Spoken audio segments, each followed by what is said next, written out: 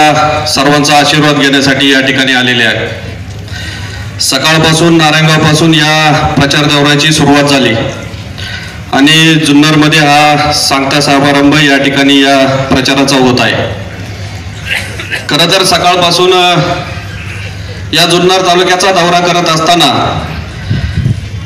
एक गोष्ट मात्र नक्की लक्षात आली, या शिवजन्मभूमीचा पुत्र आपल्या छत्रपतींचा मावळा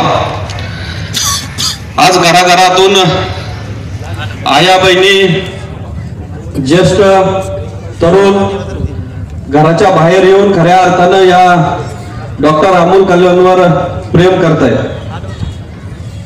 आज खरं तर या जुन्नर तालुक्याने स्वर्गीय निवृत्तीशेठ शेरकरांनंतर खऱ्या अर्थानं या खासदारकीचं नेतृत्व करायची संधी डॉक्टर अमोल कोल्हेंच्या माध्यमातून या ठिकाणी या जुन्नर तालुक्याला मिळालेली आहे।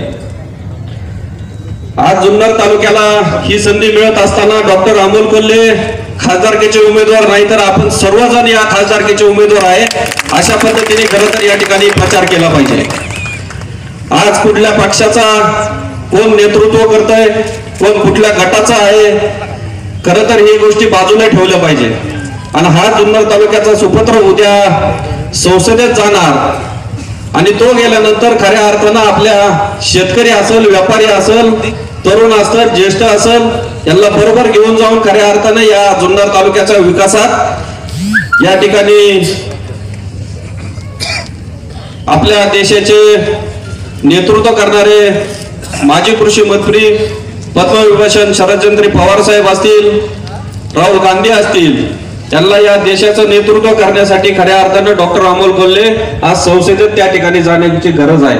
गेल्या 4-5 वर्षापासून आपण शेतकरी आणि व्यापारी या ठिकाणी बघत आहात ज्या पद्धतीने आपले हाल चाललेले आहेत ते सहन न झाल्याने खऱ्या अर्थानं मग आज काँग्रेस, राष्ट्रवादी, शेतकरी संघटना, RPI, मनसे सगळे मंडळी आज या ठिकाणी या स्टेजवर आलेले आहेत। उद्याच्या काळामध्ये 29 तारखेला आपण सर्वांनी त्या ठिकाणी त्यांना घड्याळाच्या चिन्ह समोरील बटन दाबून विजय करावा अशी विनंती करतो आणि या ठिकाणी थांबतो। धन्यवाद।